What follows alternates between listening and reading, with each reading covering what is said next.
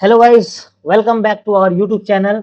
तो चलिए आज हम लोग बात करेंगे WBHS सेमेस्टर 3 क्लास 12 इंग्लिश का जो प्रोज है, पहला स्टोरी जिसका नाम है the night the night train eight duly.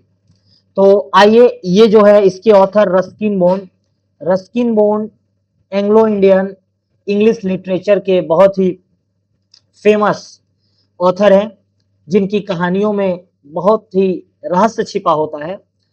तो हम लोग आज इस कहानी को करेंगे, बहुत ही बढ़िया से इसका एक्सप्लेनेशन करेंगे और साथ ही साथ इसमें दिए गए प्रश्न और जो दिए गए हैं उसको भी हम लोग सॉल्व करने का कोशिश करेंगे। तो बिना देर किए हुए हम चाहते हैं कि इसे शुरू करें। जैसा कि हिंदी में मैंने जो भी मैं कविता या कहानी पढ़ाता हूँ तो इससे पहले उसके बैकग्राउंड को बताता हूँ, लेकिन इस कहानी के बैकग्राउंड को अगर मैं पहले बता दूंगा तो इस कहानी का जो छिपा हुआ जो इंटरेस्ट, जो इसमें जो एक मजा है वो आपका खराब हो जाएगा। इसलिए मैं चाहता हूं कि मैं अभी ना बताऊं और कहानी को हम लोग शुरू करते हैं और आगे देखेंगे इस कहानी में क्या है। चलिए, तो देखिए, when I was at college I used to spend my summer vacation in Dehra at my grandmother place। यहाँ पर रस्किन बॉन्ड यानी कि लेखक, नरेटर कहते हैं कि जब मैं कॉलेज में था तो I use to spend my summer vacation, मैं अपनी गर्मियों को छुट्टी को बिताने के लिए देहरा जाता था। At my grand mother palace, यानी कि मैं अपने दादी के घर, कहाँ पे, देहरादून आप लोग जानते होंगे उत्तराखंड में, तो वहां पर यानी कि अपनी गर्मियों को छुट्टी को बिताने के लिए जो नरेटर है वो अपने दादी के घर देहरा जाता था। I would leave the plains early in the May and return late in the July. Narrator कहते हैं कि मैं प्लेन का मतलब मैदानी भाग, ठीक है, मैदान, कि मैं मई के शुरू में ही मैदानी भाग को छोड़कर चला जाता था और रिटर्न वापस कब होता था तो लेट इन जुलाई, जुलाई के अंत तक मैं इस वहां पर वापस चला आता था, यानी कि देहरा से वापस चला आता था। Deoli was a small station about 30 miles from Dehra. Deoli नाम का एक छोटा सा स्टेशन है जो देहरा से 30 मील दूर पर है। It mark the beginning of the heavy jungle of the Indian Terai, और यहीं से यानी कि ड्यूली जो स्टेशन है छोटा सा देहरा से 30 मील दूर, यहीं से शुरू होता है घने जंगलों का सिलसिला, जिसे हम लोग इंडियन तराई क्षेत्र, भारतीय तराई प्रदेश कहते हैं। यानी कि भारतीय तराई प्रदेश का जो शुरुआत है वो ड्यूली स्टेशन से ही क्या होता है, शुरू होता है। अच्छा, कुछ लोगों को मैं आपको बता दूं, तराई कुछ लोग जानते होंगे, कुछ लोग नहीं जानते तराई किसे कहते हैं। हम लोग भूगोल में 9-10 में पढ़े हैं। जैसे ये मान लीजिए पहाड़ी क्षेत्र, ये देखिए पहाड़ है, मान लीजिए ये पहाड़ है, तो पहाड़ का जो पद यानी कि यहाँ जहाँ पहाड़ धरती है, ये देखिए यहाँ से धरती से शुरू है पहाड़, तो यहाँ पर ना बहुत सारे ऐसे ऐसे देखिएगा आप, यहाँ पर पेड़ पौधे ऐसे उगे रहते हैं, बहुत सारे ऐसे ऐसे पेड़ पौधे उगे रहते हैं। जैसे आप देखेंगे इस तरह से पेड़ पौधे उगे रहते हैं। ये देखिए यहाँ पे पूरा जंगली है। इसी ये जो जंगली यानी कि पर्वतों के पैर के पास ये जो जंगल है, इसे ही हम लोग तराई प्रदेश कहते हैं, ठीक है। तो यानी कि कहाँ से शुरू होता है तराई प्रदेश, इंडियन तराई जो क्षेत्र है वो ड्यूली स्टेशन के बाद ही शुरू होता है, ठीक है। अब देखिए आगे नरेटर क्या कहते हैं, the train would reach duly at about 5 in the morning. Train जो है ड्यूली स्टेशन पर सुबह 5 बजे पहुंचती है। when the station would be dimly light with the electric bulb and oil lamps। जब 5 बजे ट्रेन इस स्टेशन पर पहुंचती है तो स्टेशन पे डिमली लाइट यानी कि धुंधला प्रकाश, इलेक्ट्रिक बल्ब और तेल से जलते हुए दियो का वहां पर रहता है। अब सुबह 5 बजे सोचिए कितना उजाला रहेगा, तो धुंधला प्रकाश, लाइट जला रहता है, तेल का जो लैंप है वो भी जला रहता है, तेल से जलने वाला। And the jungle across the railway track would just be visible in the faint light of dawn. Dawn का मतलब होता है भोर, भोर के समय में 5 बजे भोर रहता है, तो भोर के समय में जो जंगल है, जो तराई क्षेत्र का जो जंगल है वो रेलवे ट्रैक यानी कि रेलवे के आसपास एकदम क्लियरली विजिबल तो नहीं होता है, लेकिन वहां पे हल्का फुल्का, सुबह के समय में पूरा क्लियरली विजन नहीं होगा, हल्का फुल्का जो है वहां ट्रैक के आसपास जो इंडियन तराई का जो जंगल है वो साफ साफ मतलब दूर के क्षेत्रों में दिख रहा है। लेकिन फेंट लाइट, धुंधले प्रकाश में ही दिख रहा है। Duly had only loan platform, duly जो है, जिसमें ड्यूली जो स्टेशन है उसमें केवल एक प्लेटफॉर्म है। An office for the station master, उस प्लेटफॉर्म पर एक स्टेशन मास्टर का ऑफिस है। एंड ए वेटिंग रूम, और एक वेटिंग रूम है पैसेंजर्स के लिए। The platform boasted a T stall, और उस प्लेटफॉर्म पर एक चाय का दुकान है। ए फ्रूट वेंडर, एक फल विक्रेता। And a few stray dog, और कुछ आवारा कुत्ते जो हैं प्लेटफॉर्म पर घूमते रहते हैं, यानी कि ड्यूली स्टेशन पर घूमते रहते हैं। नॉट मच एल्स, इसके सिवा वहां कुछ नहीं है। नॉट मच एल्स कहने वाला, इसके सिवा वहां पे कुछ नहीं। क्या है? तो एक स्टेशन मास्टर का रूम है, एक वेटिंग रूम है, टी स्टॉल है, एक फल विक्रेता है, और कुछ आवारा कुत्ते हैं वहां। because the train stopped there for only 10 minutes before rushing in on into the forest। और यहाँ पर ट्रेन 10 मिनट के लिए रुकती है। यहाँ पे ट्रेन का हॉल्ट कितने मिनट का है? 10 मिनट का है। Before rushing on into the forest, जंगल में प्रवेश करने से पहले ट्रेन ड्यूली स्टेशन पर 10 मिनट के लिए रुकती है। Why it stopped at duly, narrator कहते हैं कि आखिर ये ड्यूली स्टेशन पर क्यों रुकती है। आई डोंट नो, मैं नहीं जानता। नथिंग एवर हैपेंड देयर, मैं यह भी नहीं जानता कि वहां पर क्या हुआ था। Nobody got off the train and nobody got in, ना ही कोई ट्रेन से उतरता है और ना ही कोई ट्रेन में से स्टेशन पर चढ़ता है। There were never any coolies on the platform, और ना ही इस स्टेशन के प्लेटफॉर्म पर एक भी कूली दिखता है। But the train would halt there a full 10 minute, लेकिन ट्रेन यहाँ पर पूरे 10 मिनट रुकता है। अब सोच सकते हैं नरेटर इसलिए आश्चर्यचकित है क्योंकि बड़े बड़े स्टेशनों पर ट्रेन 10 मिनट रुकती है, और यहाँ पर जो है छोटा सा स्टेशन जहां ना लोग चढ़ते हैं ना कोई नहीं है, वहां पे आखिर क्यों 10 मिनट रुक गए, इसलिए नरेटर को बहुत ही आश्चर्य हो रहा है। And then a bell would sound, 10 minute रुकने के बाद बेल यानी कि घंटी बजती है। The guard would blow his whistle, guard सिटी बजाता है। And presently Deoli would be left behind, और ड्यूली स्टेशन धीरे धीरे पीछे छूट जाता है। एंड फॉरगॉटन, लोग उसे भूल जाते हैं। आइए आगे देखते हैं। I use to I use to wonder what happen in Deoli, लेखक यह सोच में पड़ जाते हैं कि आखिर ड्यूली स्टेशन में क्या हुआ है। Behind the station wall, station के दीवार के पीछे। I always felt sorry for that lonely little platform and for the place that nobody wanted to visit। Narrator I always felt, narrator को हमेशा दुख होता है इस बात का कि इस अकेले छोटे से प्लेटफॉर्म पर ना कोई भी आदमी, यानी कि नोबडी वांटेड टू विजिट, कोई भी आदमी आना नहीं चाहता। आई decided that one day I would get of the train eight duly, और नरेटर ने यह निश्चित किया, यह निर्णय लिया कि वह एक दिन इस ड्यूली स्टेशन पर ट्रेन से उतरेंगे and spend the day there, और वहां पे पूरा दिन बिताएंगे, just to please the town, और वो शहर जो ड्यूली जो शहर है वहां पे रौनक का माहौल जो भी है उसे देखने की कोशिश करेंगे। ठीक है। आई वॉज 18, लेटर कहते हैं मैं 18 वर्ष का था। विजिटिंग माई ग्रैंड मदर, और वो किससे मिलने के लिए जा रहे थे? अपनी दादी से मिलने के लिए जा रहे थे। And the night train stop at duly, रात के समय में ट्रेन जो है ड्यूली स्टेशन पर रुका। A girl came down the platform, एक लड़की, कहानी अब शुरू होता है मेरे दोस्त। अब देखिएगा कहानी में किस तरह से ट्विस्ट आता है। A girl came down the platform selling basket, जैसे ही रात में ट्रेन ड्यूली स्टेशन पर रुकी, एक लड़की प्लेटफॉर्म पर चलती हुई आई, और वो क्या बेच रही थी? टोकरियां, बास्केट बेच रही थी। ठीक है।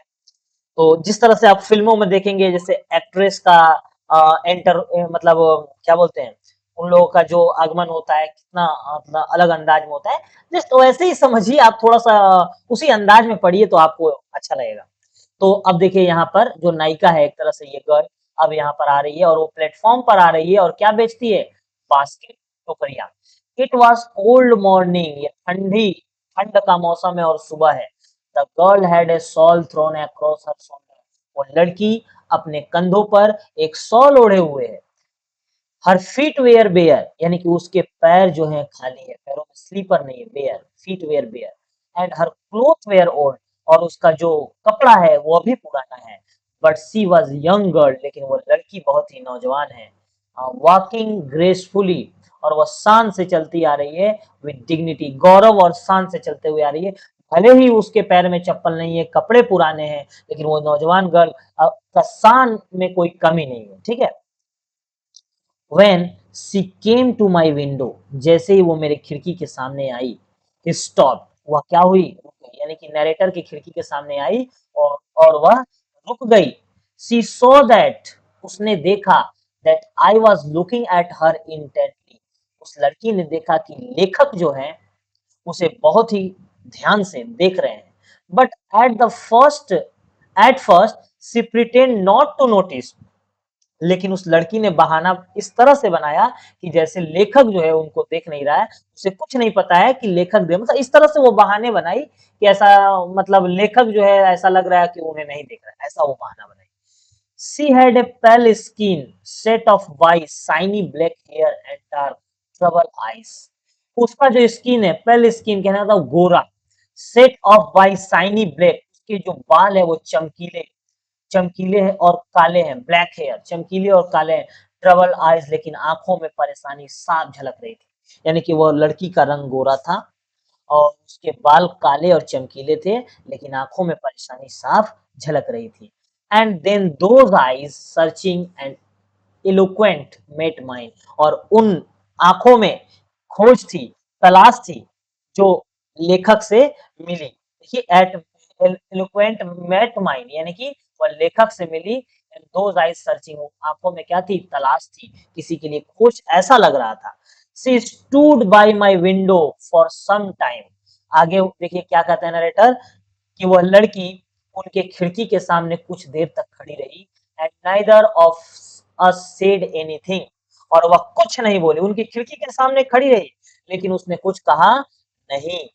But when but when she moved on, लेकिन जैसे ही वो मुड़ी, I found my self leaving my seat and going the carriage door, जैसे ही वो मुड़ी, काफी देर तक खड़ी रही उनके सामने लेकिन कुछ नहीं कहा, लेकिन जैसे वो मुड़ी कहीं जाने के लिए, नरेटर तुरंत अपना सीट छोड़ करके खड़े हो गए, और सीट छोड़ करके जब खड़े हुए तो वो ट्रेन के दरवाजे के पास चले गए, and stood waiting on the platform, और प्लेटफॉर्म पर उतर करके लुकिंग द अदर वे, दूसरी तरफ देखने लगे। जस्ट एक बहाना बनाते हैं कि हम उनको नहीं देख रहे हैं, कभी देखिएगा तो हम लोग उधर बहाना बनाते हैं ना, उधर देख रहे हैं, लेकिन हमारे कहीं निगाहें कहीं और रहती है, निशाना कहीं और रहता है, बस इसी तरह का कुछ लेखक का हाल था, ठीक है। Looking the other way, I walked across to the tea stall, और लेखक जो है कहाँ चल के गए, टी स्टॉल के पास। A kettle was boiling over on a small fire, थोड़ा सा धीमी आंच पर एक कैटल जो है उबल रहा था। But the owner of the stall was busy, लेकिन वो जो स्टॉल का जो मालिक है वो बिजी था। कहाँ बिजी था, तो serving serving T somewhere on the train, वो ट्रेन के अंदर जाके लोगों को टी सर्व कर रहा था। The girl followed me behind the stall, और वो लड़की लेखक को फॉलो करते हुए स्टॉल के करीब आई। Do you want to buy a basket, she asked, लड़की ने पूछा, क्या आप टोकरी खरीदेंगे, यानी कि टोकरी लेंगे। They are very strong, made of the finest cane, ये बहुत ही मजबूत टोकरी है और बहुत ही मजबूत फाइन लकड़ी से ये बना हुआ है। नो, आई से, आई डोंट वांट बास्केट, लेखक ने कहा नहीं, मुझे नहीं चाहिए, मुझे ये टोकरी नहीं चाहिए। We stood looking at each other for what seemed a very long time, और लेखक और वो लड़की दोनों एक दूसरे को काफी लंबे समय तक देखते रहे, निहारते रहे। जस्ट वो होता है ना, एक कि एक दूसरे को निहारना, एक तक निहारना, जिसको इंग्लिश में गेज बोला जाता है। And she said, are you sure you don't want basket, कुछ देर के बाद वो लड़की फिर बोली, जब एक दूसरे को निहारने के बाद, कि क्या आप श्योर हैं कि आपको यह टोकरी नहीं चाहिए। All right, give me one, I said, and I took the one on the top. यहाँ पर कहा जा रहा है all right, give me one, यानी कि लेखक जो है टोकरी लेने के लिए तैयार हो गए और बोले कि एक टोकरी मुझे दे। तो आप यहाँ पे देख सकते हैं कि किस तरह से नजरें ही काफी होती हैं किसी को मनाने के लिए, और लेखक जो है उस लड़की की नजरों को देख करके पिघल जाता है, ठीक है। किस तरह से लोग पिघल जाते हैं यहाँ पर ये चीज हम लोगों को देखने को मिल रहा है। And I said I took one on top and gave her a rupee, और 1 रुपया निकाले और hardly daring to touch her finger, और उस लड़की को वो पैसे देने के बहाने उसके हाथों को टच करने के लिए डर रहे थे। लेखक hardly daring, daring to touch, वो डर रहे थे, भयभीत हो रहे थे उस पैसे देने के बाद उस लड़की के हाथों को छूना चाहते थे। कौन? लेखक। अब देखिए, as she was about to speak the guard blew his whistle. As she was about, जैसे वो लड़की कुछ कहना ही चाहती थी, the guard blew a whistle, guard ने सीटी बजा दी। She said something but it was lost in the clanging of the bell and his hissing of the engine. वो लड़की ने कुछ कहा भी, लेकिन उसका जो बात है वो लॉस्ट यानी कि खो गया। कहाँ खो गया? तो ट्रेन की घंटी की आवाज और इंजन की आवाज के बीच उसने क्या कहा, लेखक को यानी कि नरेटर को सुनाई नहीं पड़ा। I had to run back to my compartment. जैसे ही ट्रेन ने सीटी बजाई, लेखक जो है दौड़ पड़े कहाँ? अपने कंपार्टमेंट में जाने के लिए।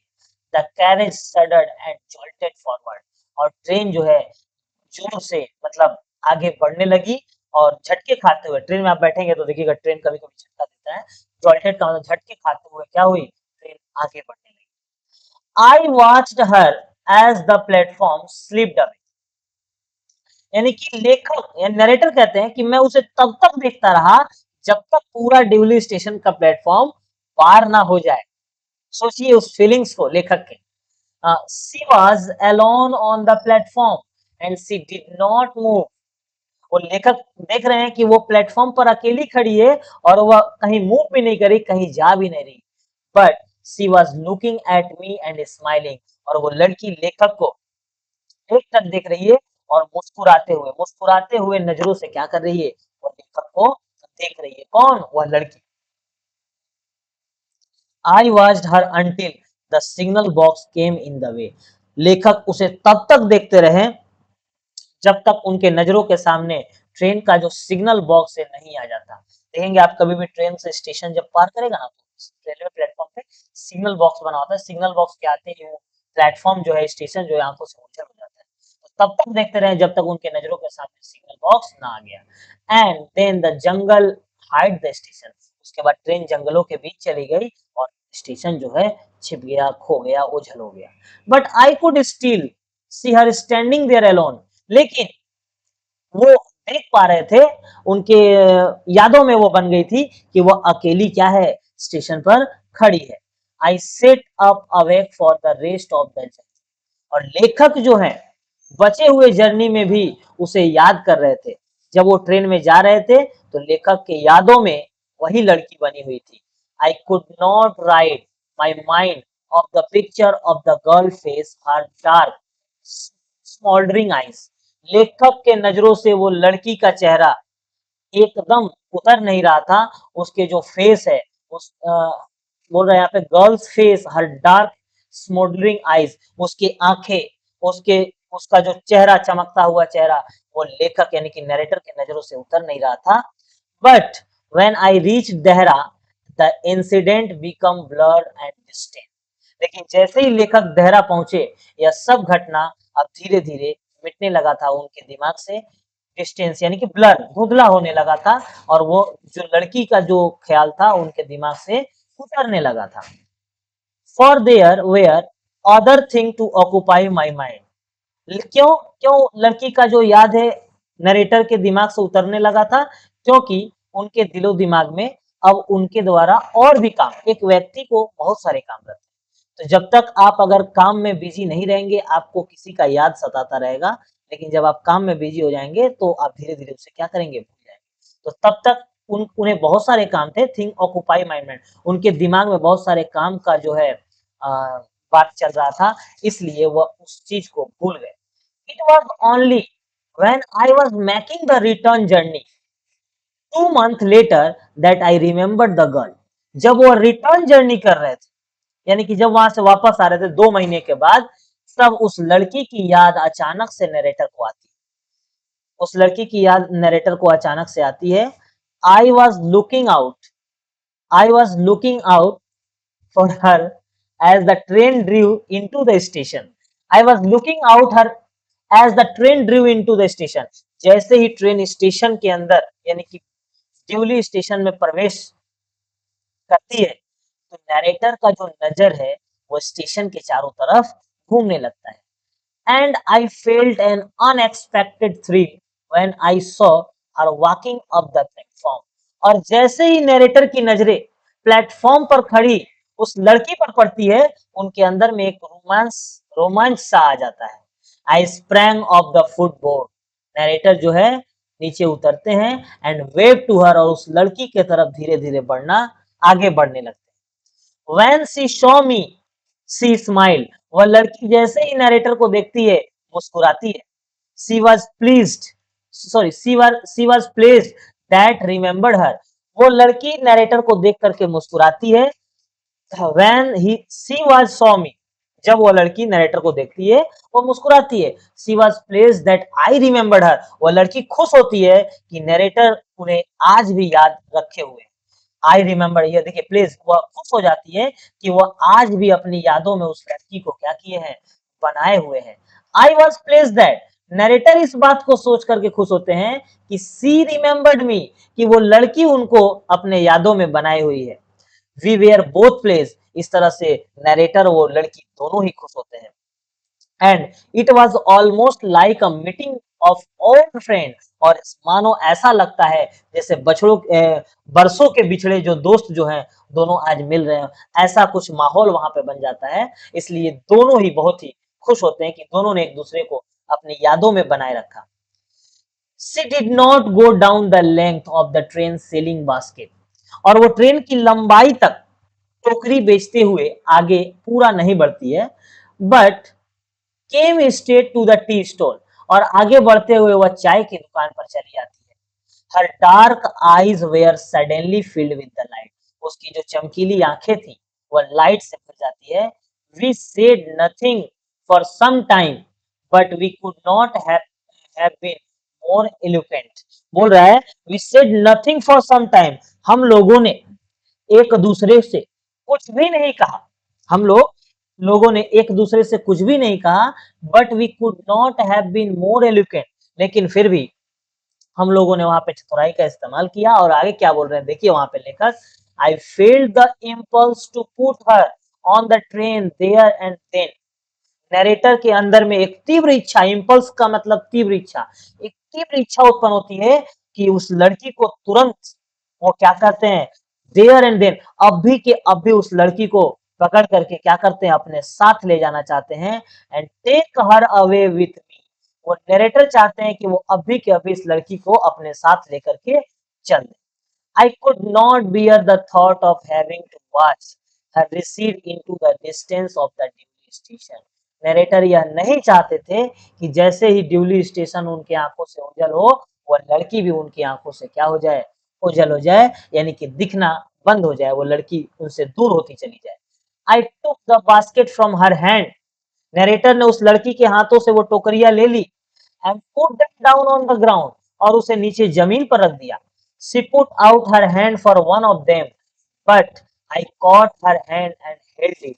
नरेटर ने लड़की के हाथों को पकड़ा और कहा, I have to go to Delhi.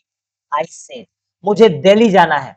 मैंने कहा, यानी कि नरेटर ने कहा. She nodded. उसने सिर हिलाया. I do not have to go anywhere. मैं कहीं नहीं जाना चाहती. किसने कहा? उस लड़की ने नरेटर से कहा कि मैं कहीं नहीं जाना चाहती. The guard blew his whistle. Guard ने क्या किया? सीटी बजाई. For the train to leave. And how I hated the guard for doing that. यहाँ पर जब समय हुआ तो गार्ड ने सीटी बजा दी और ट्रेन अब चलने को तैयार हो गई. गार्ड की इसी हरकतों की वजह से जो नरेटर है वो गार्ड से क्या करने लगे, नफरत करने लगे. आप सोचिए, प्यार में पागल इंसान क्या किससे दुश्मनी नहीं मोल लेता है. आखिर उस गार्ड का क्या दोस्त था, क्या उसका मतलब गलती था, क्योंकि नरेटर जो है अब उन्हें प्यार का रंग चढ़ चुका है और वो प्यार में बिल्कुल अंधे हो चुके हैं. इसलिए जब प्यार में जो पागल होता है ना, कुछ भी करने को तैयार हो जाता है. I will come again. I said, will you be here. Narrator कहते हैं आई विल कम अगेन, मैं यहाँ फिर आऊंगा एक बार। विल यू बी हियर, क्या तुम मेरा यहाँ पर इंतजार करोगी और तुम यहाँ पर रहोगी? सी नोडेड अगेन, उसने सिर हिलाया, लड़की ने सिर हिलाया, एंड सी नोडेड, और दोबारा से मतलब बार बार वो सिर हिलाती रही। The bell clanged and train slide forward. I had to range my hand away from the girl and run for the moving train. और जैसे वो लड़की सिर हिलाई, बेल क्लैंग, घंटी बजी, ट्रेन आगे बढ़ने को तैयार हो गई। I had range my hand, लेखक कहते हैं कि मैंने अपना हाथ छोड़कर, लड़की का हाथ छोड़ करके मैं दौड़ पड़ा, कहाँ? चलती हुई ट्रेन को पकड़ने के लिए। दिस टाइम, बस जस्ट मतलब चलती हुई ट्रेन को पकड़ने के लिए वो क्या किए? दौड़ पड़े। This time I did not forget हर, और अब वह उस लड़की को भूल नहीं पा रहे थे। She was with me, she was with me for the reminder of the journey. लड़की को हाथ छोड़ने के बाद जो जब वो ट्रेन में बैठे, तो बची हुई जो यात्रा थी उनकी अकेली, उस पूरी यात्रा के दौरान लड़की उनके दिलो दिमाग में बनी हुई थी। एंड फॉर लॉन्ग आफ्टर, और सिर्फ यात्रा के दौरान ही नहीं, उसके बाद भी लंबे समय तक नरेटर के दिल और दिमाग में केवल उस लड़की का ही याद आता रहा। All that year she was bright living thing, and when the college term finish I packed in haste and left Dehra earlier than usual. बोल रहा है कि जैसे ही कॉलेज टर्म फिनिश हुआ, उन लेखक ने क्या किया, नरेटर ने तुरंत अपने बैग पैक किया और देहरा के लिए क्या किया, मतलब लेफ्ट फॉर देहरा, देहरा के लिए निकल पड़े। My grandmother would be pleased at to my eagerness to see her. और लेखक की जो दादी है वो बहुत खुश थी अपने पोते के प्रति, जो उनका पोता का दादी से मिलने का जो उत्तेजना था, यह देख करके नरेटर की दादी बहुत खुश थी। Pleased, very pleased, too eager to see her, यानी कि उसका उत्तेजना को देखकर। लेकिन यहाँ पर बात तो कुछ और था, दादी से मिलना तो एक बहाना था, मिलना तो नरेटर को उस लड़की से था। ठीक है, अब देखिए आगे। I was nervous and anxious as the train जैसे ही ट्रेन ड्यूली स्टेशन के तरफ आगे, मतलब ड्यूली स्टेशन के करीब आई, नरेटर नर्वस होने लगा और परेशान होने लगा। ऐसा होता है कभी, आप जब किसी लड़की से पहली बार मिलेंगे तो थोड़ा सा नर्वसनेस फील होता है।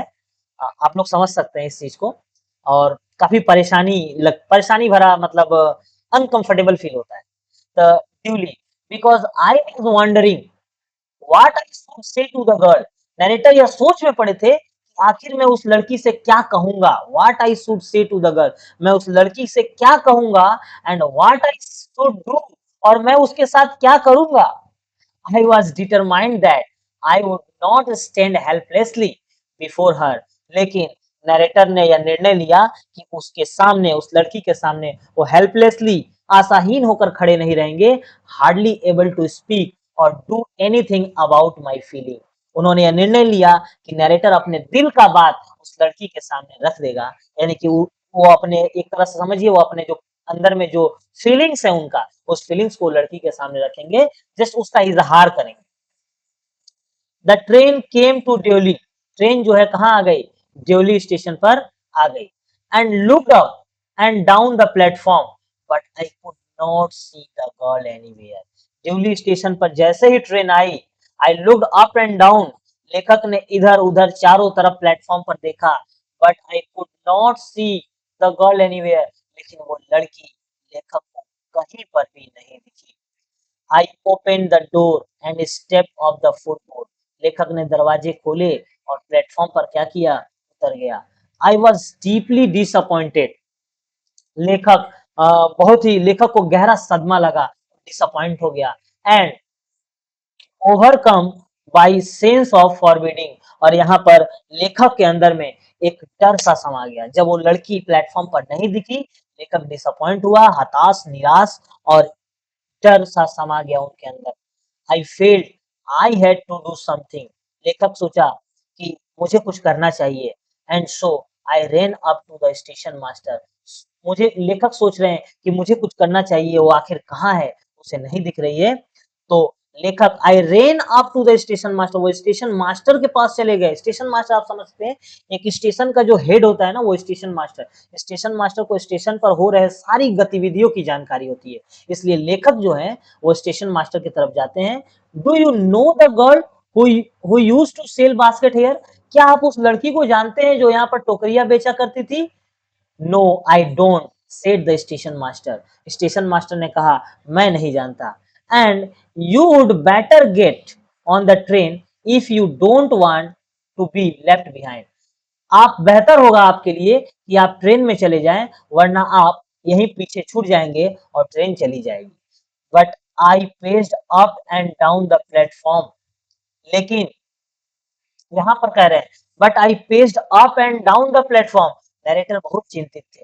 आप खुद सोच के देखिए, आप जिसे चाहते हैं वो अगर ना, दिल का रिश्ता जब जुड़ जाता है और वो इंसान अगर हमें सामने नहीं दिखता है तो बहुत ही मतलब बेचैनी छा जाता है अगला इंसान के ऊपर।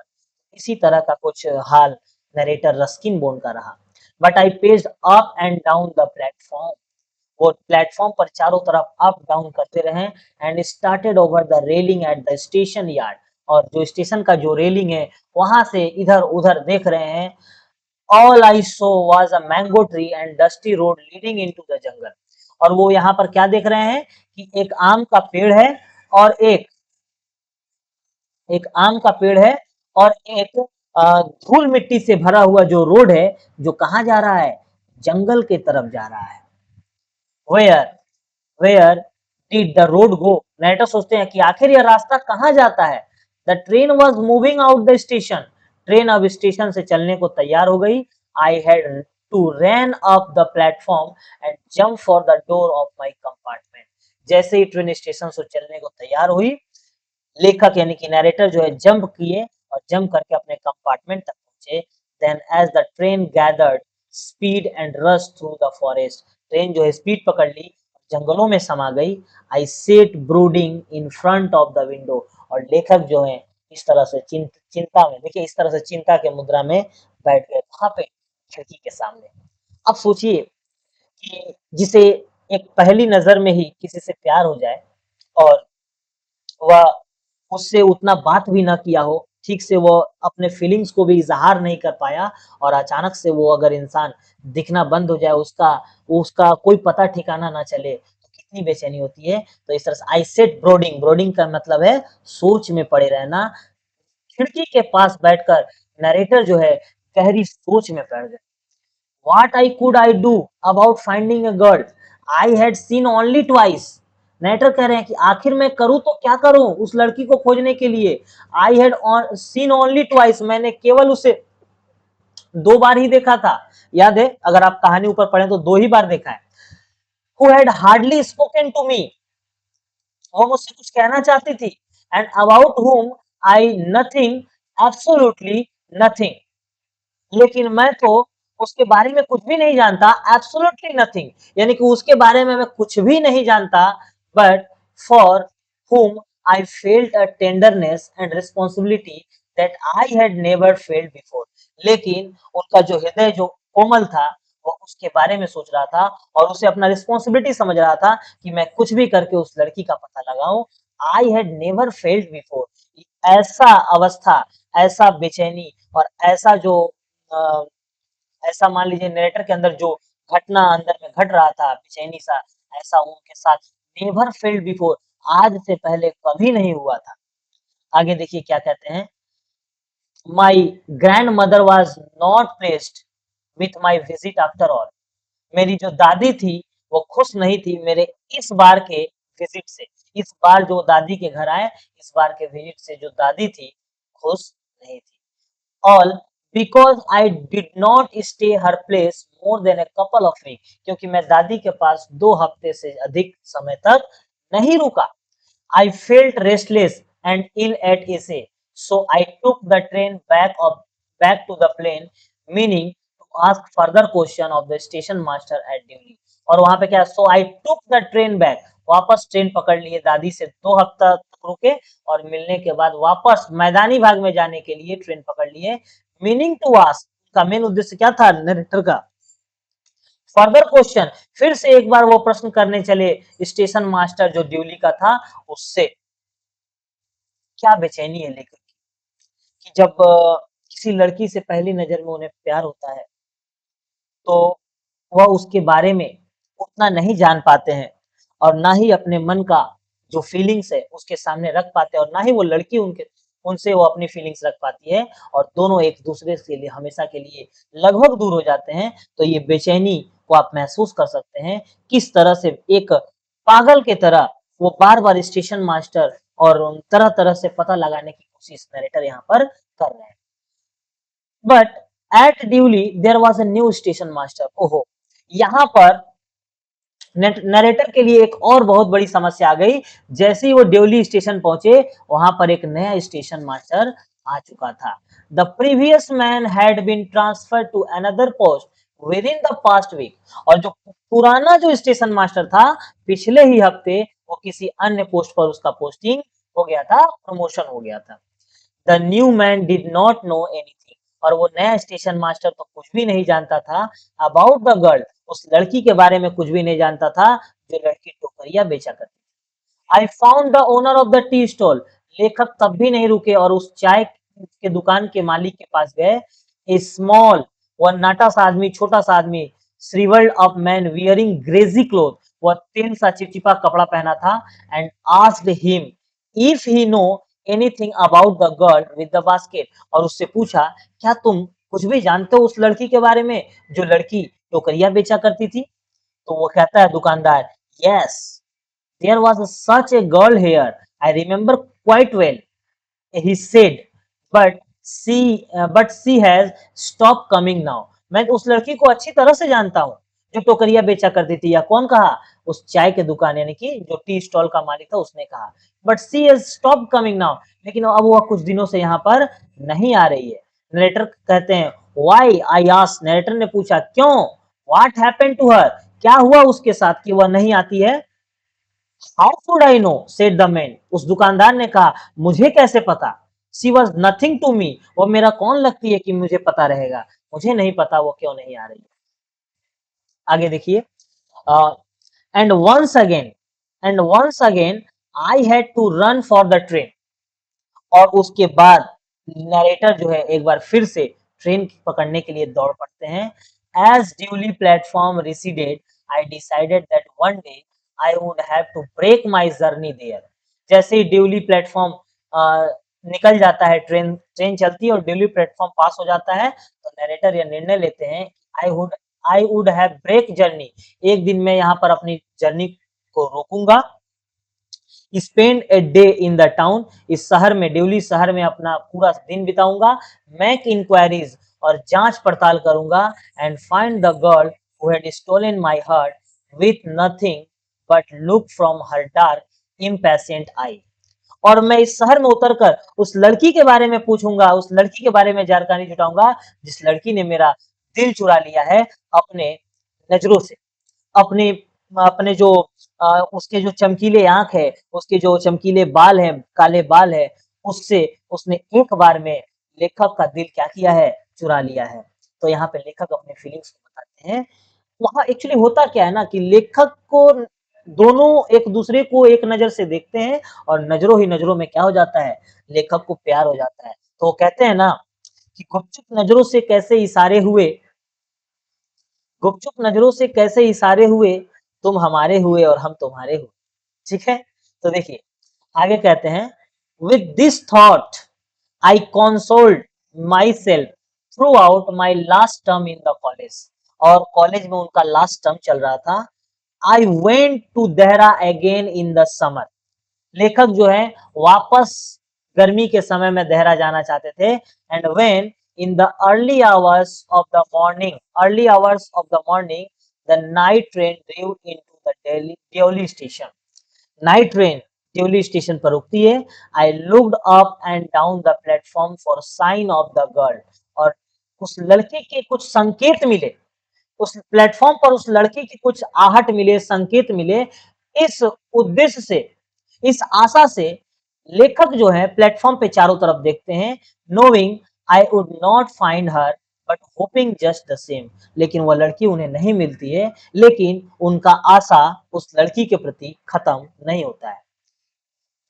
आगे बोला जा रहा है समहाउ, समहाउ का मतलब होता है किसी भी हाल में। I could not bring myself to break journey at Deoli and spend a day there. लेखक कहते हैं कि मैं किसी भी हाल में मैं इस जर्नी को ब्रेक नहीं कर सकता, ड्यूली स्पेंड डे देयर, वहां पर स्पेंड भी नहीं कर सकता।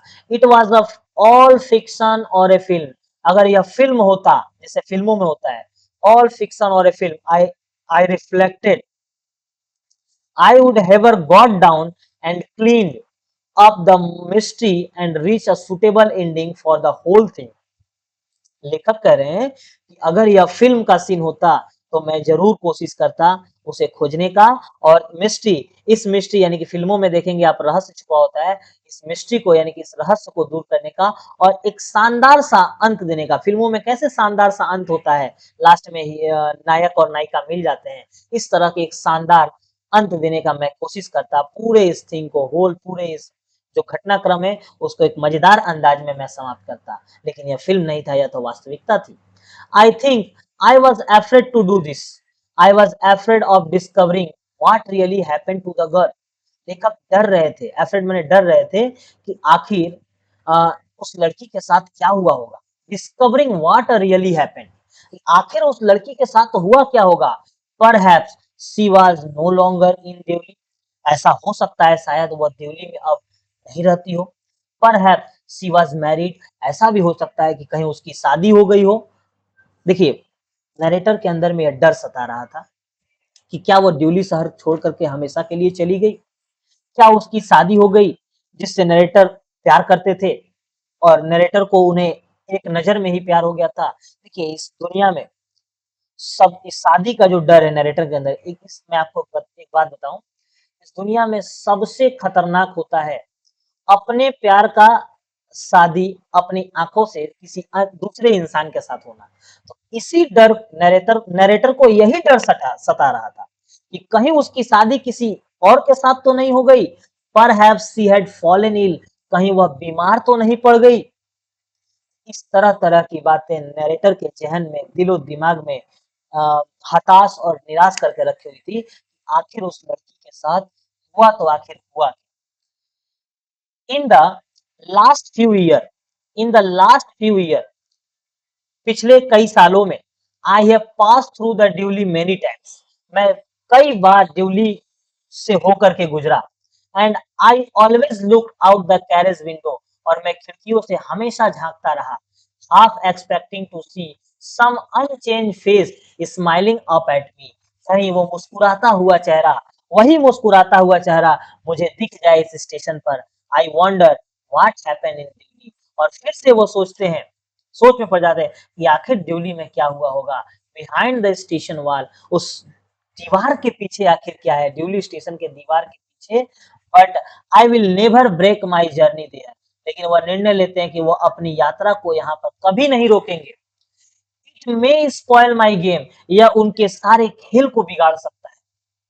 आई प्रेफर टू कीप होपिंग, लेकिन वो चाहते हैं कि मैं अब इस वॉल के पीछे ना जाऊं और ना देखूं, मैं ना ही उसका पता करूं कि आखिर उसके साथ क्या हुआ। ये पूरे उनके दिलो दिमाग में जो लड़की का चेहरा बना हुआ था उस पूरे खेल को बिगाड़ देगा। Spoil my game, I prefer to keep hoping, उन्होंने उम्मीद और आशा रखना ही उचित समझा।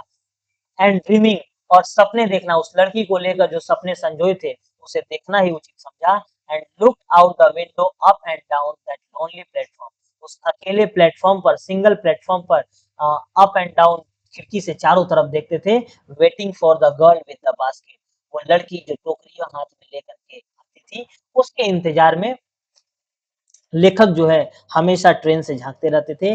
आई never break my journey at Deoli, लेकिन नरेटर ने कभी भी अपनी जर्नी को ड्यूली स्टेशन पर तोड़ा नहीं, अर्थात कभी भी पूरे दिन के लिए वो ड्यूली स्टेशन पर यह सोचकर नहीं रुके कि चलो उस लड़की के बारे में पता लगाते हैं कि आखिर उसके साथ क्या हुआ।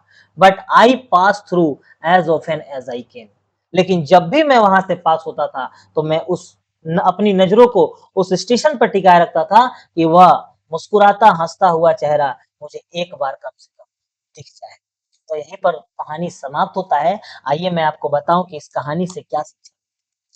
देखिए दोस्तों, इस कहानी से हमें यह शिक्षा मिलती है कि हमारे जीवन में कई तरह के लोग आते हैं, जाते हैं। कुछ लोग ऐसे हमारे जीवन में आते हैं जिनसे हमें बहुत ही गहरा लगाव हो जाता है। कम समय में ही उनसे एक दिल का रिश्ता जुड़ जाता है और जब वो हमसे दूर हो जाते हैं, तो कुछ लोग उनकी यादों में डूब करके अपने आप को नुकसान पहुँचाने की सोचते हैं। वो मतलब गलत कदम उठाने की सोचते हैं, लेकिन हमें ऐसा नहीं करना चाहिए। हमें जो लोग हमारे जीवन में आए, कम समय में हमारे दिलों में जगह बना लिए और वो अचानक से चले गए, तो हमें उनकी यादों को अपने दिलो-दिमाग में संजोए रखना चाहिए। उनके साथ क्या हुआ, जिस प्रकार लेखक ने उस लड़की के बारे में पता कभी नहीं लगाया कि आखिर क्या हुआ। अगर पता लगाता और कोई घटना ऐसा पता चलता, तो लेखक शायद हमेशा के लिए गम में डूब जाता। इसलिए लेखक कहते हैं, कुछ चीज़ों का ना पता चलना ही उचित है। हमारे जीवन में लोगों का आना-जाना लगा रहता है। हमारे जीवन में कई लोग आते हैं, जो हमसे जिनसे दिल का रिश्ता जुड़ जाता है और फिर वो हमें छोड़कर चले जाते हैं। लेकिन हमें हताश और निराश नहीं होना चाहिए। इस कहानी को इसी अंदाज में क्या किया जाता है, लेखक ने क्या किया, खत्म किया है। आइए इस पूरी कहानी को मैं एक शायरी के माध्यम से आपको बता देता हूँ, बस 4 लाइन। 4 लाइन में इस पूरी कहानी को अगर आप उसको ध्यान से सुनेंगे, तो आप समझ जाएँगे और मैंने सही कहा है कि नहीं, ये पुराना गाना है, गाना को ही शायरी में कन्वर्ट किया गया है। मैं शायरी बोलूँगा और आप कमेंट बॉक्स में बताएँगे कि क्या यह शायरी इस कहानी के लिए पूरा सूटेबल है।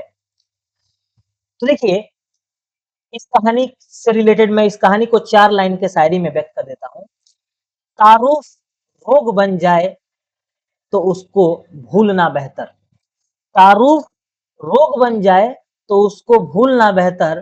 ताल्लुक बोझ बन जाए तो उसको तोड़ना अच्छा। वो अफसाना जिसे अंजाम तक लाना ना हो मुमकिन, उसे एक खूबसूरत मोड़ देकर छोड़ना अच्छा। यानी कि वो अफसाना जिसे आप अंजाम तक नहीं ला सकते, तो उसे एक खूबसूरत सा मोड़ दे दीजिए। अगर कोई आपके साथ आपके करीब आया, कई सालों तक आपके साथ रहा और आपको छोड़कर चला गया, तो आप ये नहीं कि उससे दुश्मनी मत बोलिए, उसको अपनी यादों में बनाए रखिए। उसके साथ बिताए हुए हर दिन को आप पॉजिटिव सेंस में लीजिए। हर दिन को अपने ज़हन में बनाए रखिए और उन्हीं यादों के सहारे जीना सीखिए और जीवन में आगे बढ़ना सीखिए। और जो चीज़ आपका हाथ में नहीं है, वो अफ़साना जिसे अंजाम तक लाना ना हो मुमकिन, मैंने कहा ना, जिसे आपके हाथ में नहीं है उसका अंजाम, तो उसे एक खूबसूरत मोड़ दे करके छोड़ दीजिए। ना ही उससे दुश्मनी कीजिए, अगला इंसान चला गया तो चला गया, वो अपनी ज़िंदगी जिए और आप अपनी ज़िंदगी में आगे बढ़िए। इस कहानी से हमें यही शिक्षा मिलती है। तो बताइएगा, आपको कैसा लगा पढ़ करके? और ये 3 क्वेश्चन का आंसर आप लोग कमेंट बॉक्स में, जैसे ए बी सी डी है तो ए सी, बस ऐसे एक नंबर ए, 2 नंबर सी, इस तरह से आप लोग दे दीजिएगा 3 क्वेश्चन का आंसर, तो मैं समझ जाऊंगा। तो मिलते हैं अगले वीडियो में और आप बताइएगा कि किस तरह से कितना अच्छा लगा और आपको यह कहानी पूरी तरह से समझ में आया कि नहीं। ठीक है, तब तक के लिए टाटा बाय बाय।